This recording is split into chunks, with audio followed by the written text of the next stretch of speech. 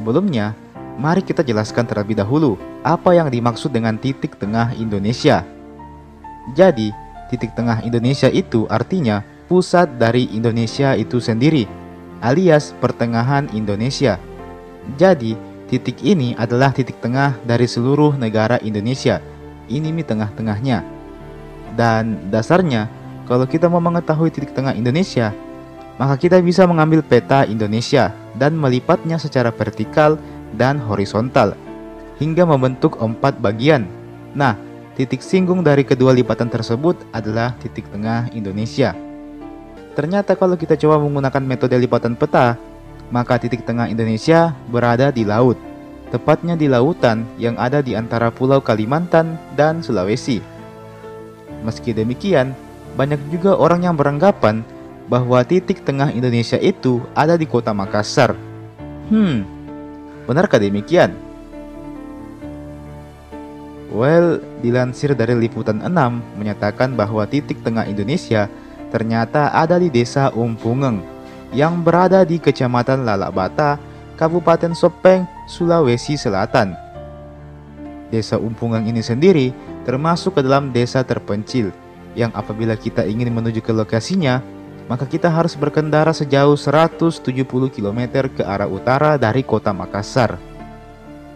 Dan di desa inilah terdapat sebuah lokasi yang disebut dengan Posina Tanae, alias kalau dalam bahasa Indonesia artinya pusatnya tanah.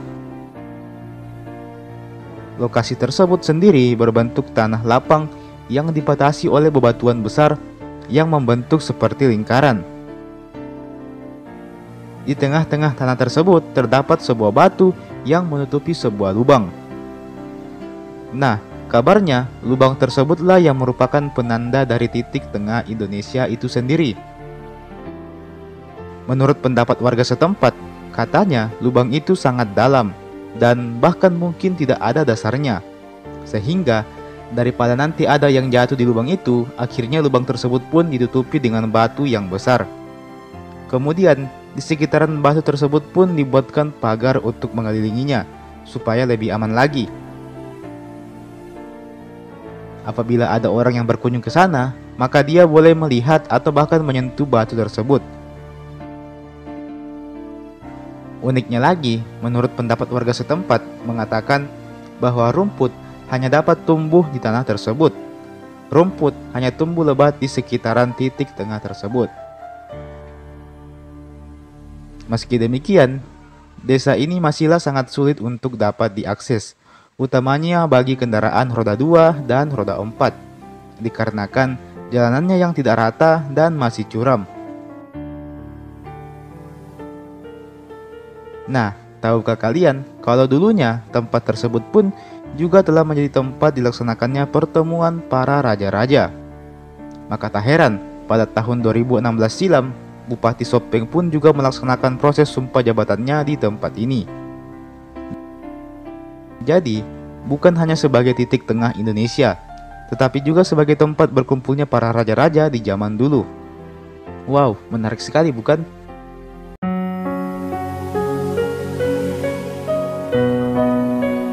Pulau Libukang adalah salah satu pulau yang ada di dekat kota Palopo.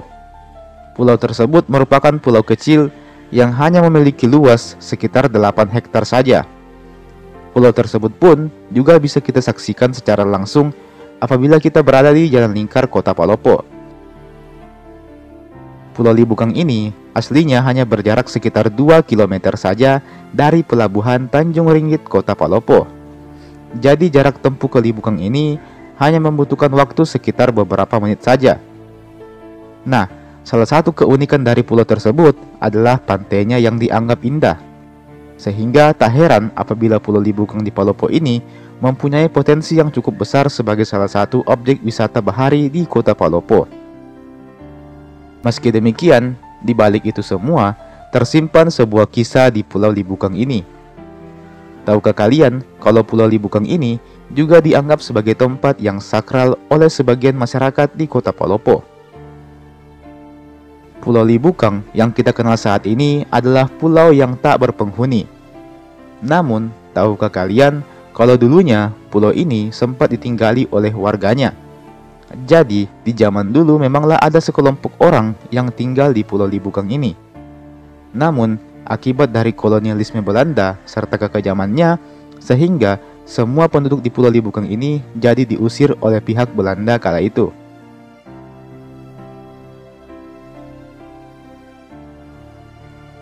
Meski kini Pulau Libukang tersebut telah menjadi pulau tak berpenghuni, namun Pulau Libukang ini masih sangat dijaga dan disakralkan oleh warga yang dulunya berasal dari Libukang. Jadi kayak semacam keturunannya begitu. Bahkan, keluarga dan kerabat warga asal Libukang tersebut kerap kali mengunjungi Pulau Libukang untuk berziarah. Salah satu alasan mengapa mereka berziarah di sana adalah karena di Pulau Libukang ini terdapat makam leluhur mereka yang dimakamkan di pulau tersebut. Selain pemakaman, di Pulau Libukang ini juga terdapat sebuah masjid yang letaknya berada di pinggir Pulau Libukang. Masjid ini pun juga bisa kita saksikan dari Jalan Lingkar Kota Palopo. Masjid tersebut sering digunakan oleh para wisatawan yang berkunjung ke sana untuk beribadah. Untuk bisa mencapai tengah-tengah pulau alias puncak pulaunya, maka kita perlu untuk mendaki dan melewati ratusan anak tangga yang lumayan terjal. Meski demikian, terdapat pepohonan tinggi dan rindang di sekitarnya, sehingga suasananya agak lebih sejuk apabila kita berada di sana. Nantinya di pulau ini, kita akan bisa menemukan pohon cengkeh yang kabarnya telah berusia ratusan tahun. Selain itu, juga ada pohon durian, mangga, dan berbagai macam pepohonan lainnya.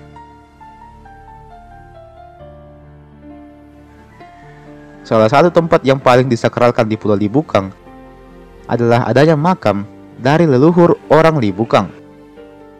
Salah satunya adalah makam dari Puang Hawang, serta ada juga makam dari Nenek Poko.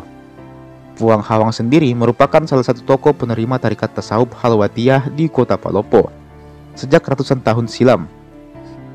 Makamnya sendiri dibuat khusus menggunakan kelambu yang berwarna kuning. Kelambu tersebut digambarkan sebagai simbol keteladanan serta simbol kebangsawanan. Biasanya, apabila ada pengunjung yang hendak berkunjung ke makam ini, maka akan turut menghadirkan tokoh kunci dari pulau ini, yakni Haji Martani, yang akan jadi orang yang membacakan doa dan bercerita tentang seluk-beluk Pulau Libukang ini, serta bagaimana orang-orang keturunan Pulau Libukang ini. Biasanya, dalam berziarah ke makam ini, pengunjung bisa memegang batu nisan makam dan membacakannya beberapa ayat suci Al-Quran. Ada pula yang membacakannya sebuah barsanji dan bersikir, seperti cara bersikirnya pengikut tarikat Halwatiyah.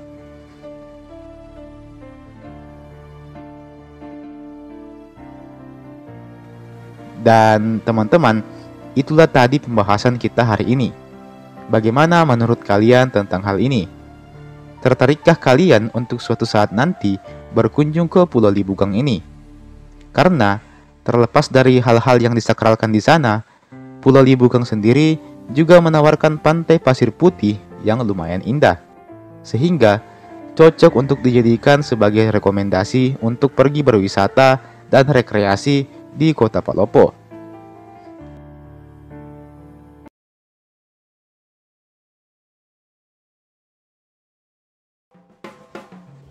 Di video saya yang berjudul 30 Keunikan Kabupaten Wajo, saya mengatakan bahwa Danau Tempe berada di Kabupaten Wajo, Sulawesi Selatan. Nyatanya, Danau Tempe tidak hanya meliputi wilayah Wajo saja, tetapi juga Kabupaten Sidrap dan Sopeng. Danau Tempe adalah danau terluas kedua di Pulau Sulawesi, dengan luas mencapai lebih dari 13.000 hektar, menjadikannya seperti lautan di tengah-tengah Pulau Sulawesi. Di Indonesia sendiri, Danau Tempe berada pada urutan ke-8 sebagai danau terbesar di Indonesia. Danau Tempe juga memiliki kedalaman mencapai 5,5 meter. Danau Tempe kerap kali menjadi daya tarik para wisatawan. Keberadaan Danau Tempe menjadi berkat tersendiri untuk masyarakat sekitar. Banyaknya spesies hewan laut yang berada di danau tersebut menjadikan danau tersebut kerap kali jadi tempat warga untuk mencari ikan. Masyarakat sekitar Danau Tempe ini memiliki sebuah ritual alias festival yang dinamakan Festival Danau Tempe. Festival ini biasanya diadakan setiap tanggal 23 Agustus, di mana pada festival tersebut terdapat kegiatan atau ritual yang dilakukan oleh para nelayan. Ritual itu bernama Macera Tapareng, atau semacam upacara untuk menyucikan danau dengan tujuan menolak bala. Upacara ini ditandai dengan penyembelihan sapi yang dilakukan oleh ketua nelayan setempat.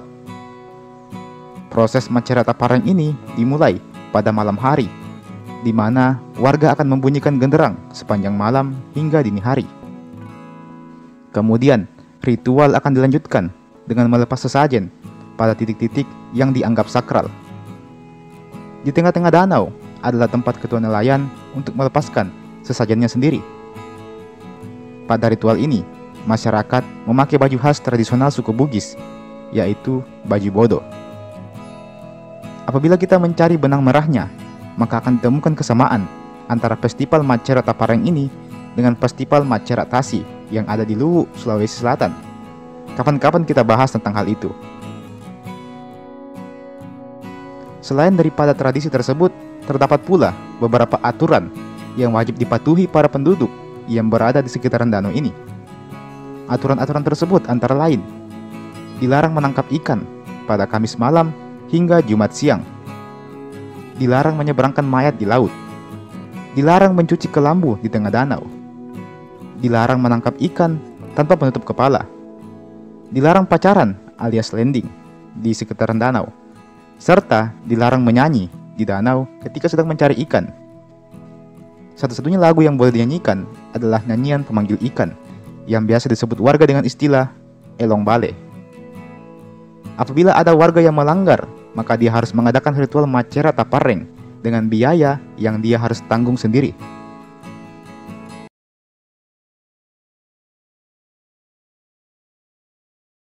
Villa Juliana ini bisa dibilang adalah salah satu bangunan paling ikonik yang ada di kota Sopeng. Saya yakin siapapun yang lewat di sekitar villa ini pasti akan terpana dengan keunikan dan kecantikan villa tersebut.